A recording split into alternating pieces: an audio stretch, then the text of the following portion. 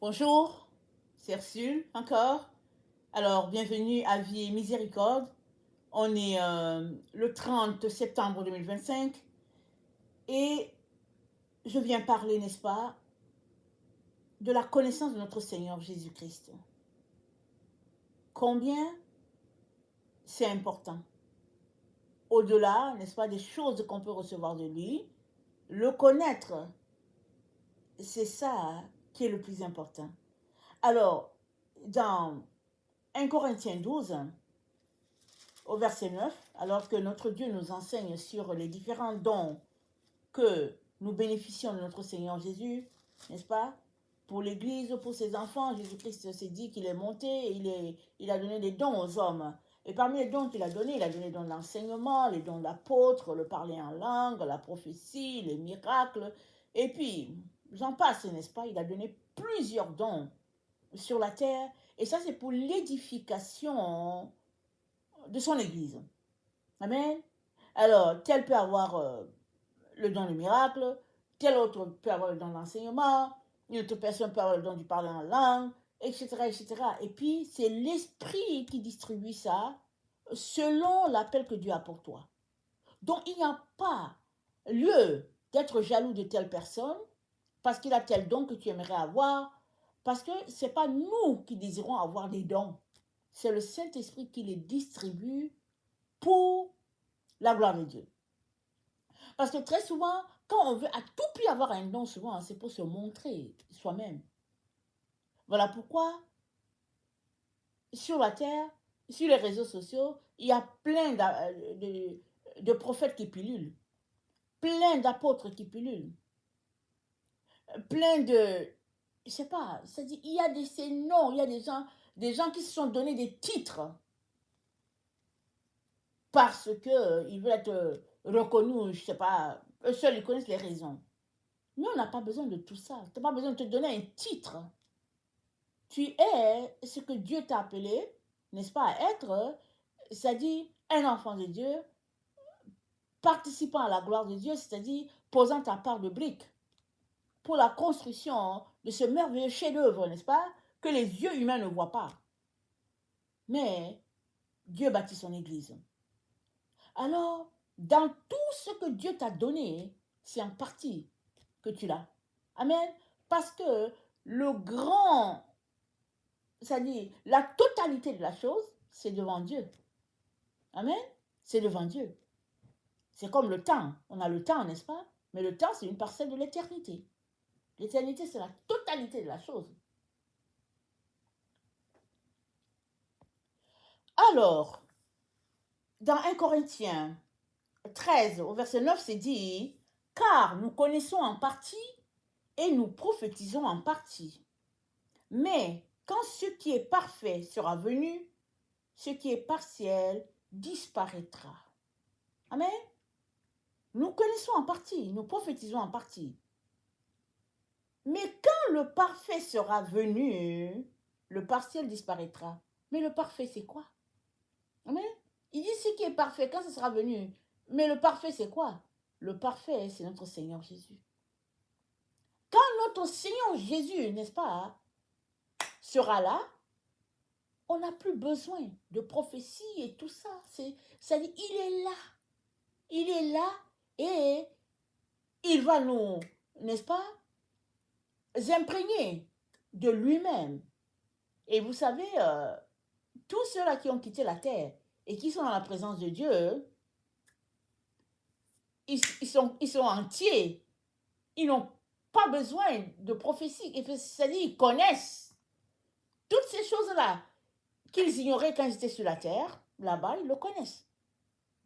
Voilà pourquoi, n'est-ce pas, il est important de passer son temps, non pas à chercher les dons, mais à chercher celui-là qui est parfait. C'est-à-dire notre Seigneur Jésus. Voilà souvent l'erreur que plusieurs font.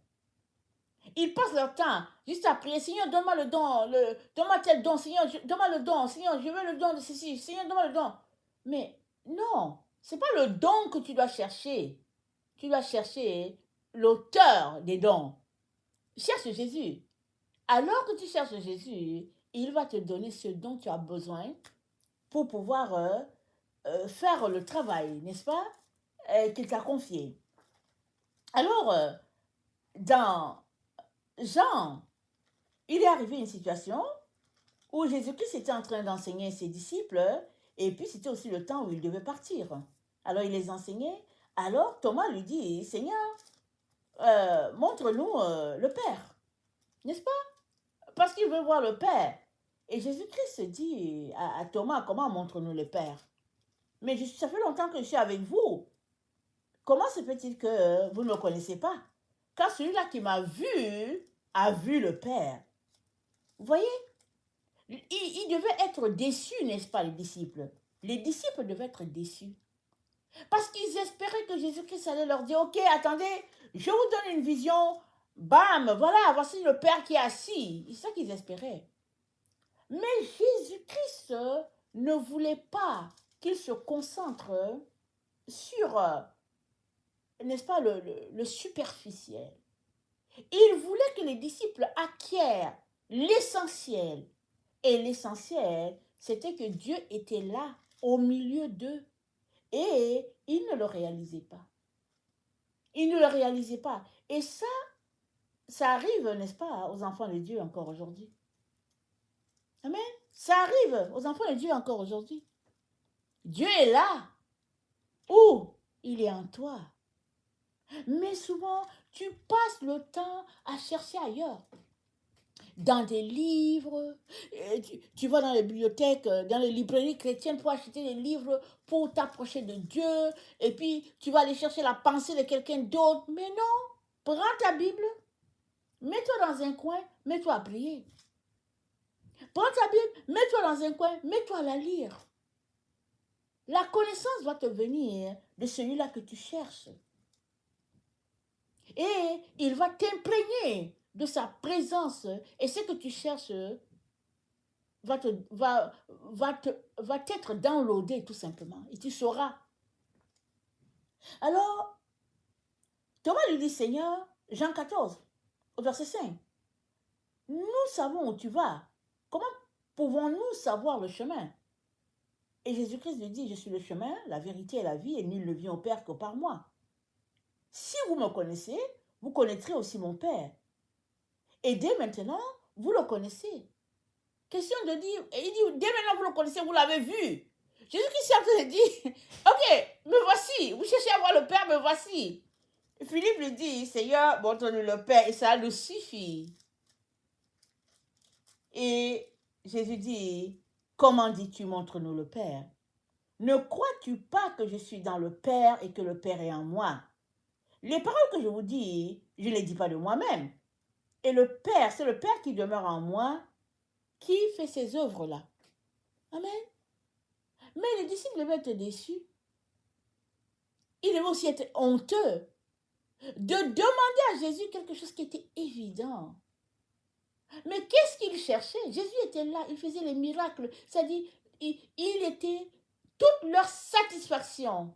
Mais les disciples cherchaient ailleurs. Ça nous arrive encore aujourd'hui. Ça arrive tous les jours. Dieu est là, mais on veut autre chose. Et cette autre chose, en cherchant cette autre chose, on se retrouve à tomber dans les voies d'idolâtrie. Amen. Alors c'est triste, n'est-ce pas, ce que je dis, mais ne cherchons pas les dons. Ne cherchons pas les autres choses. Cherchons Jésus. Amen. Et toutes les autres choses nous seront données. Alors Jésus-Christ dit, croyez que je suis dans le Père et le Père est en moi, et croyez du moins à cause de ses œuvres. Alors, nous sommes appelés à croire.